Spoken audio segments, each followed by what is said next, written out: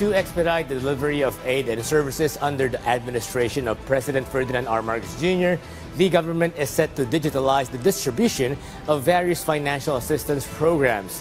To encourage beneficiaries to take advantage of the faster disbursement process via online payment applications, the Department of Social Welfare and Development, or DSWD, has begun providing aid through e-wallet transactions.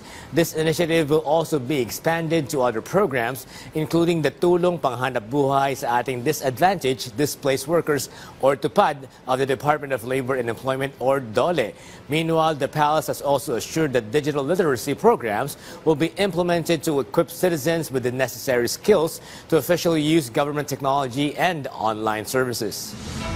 Yun po ang balakin dahil sabi nga po natin, ang naisin po ng Pangulo ay magkaroon ng 90% na digitalization para po yung mabilis ang transaksyon ng mga taong bayan sa pamahalaan. Asahan po natin na kahit papano po, susunod-sunod rin po natin yan sa abot na makakaya ng pamahalaan.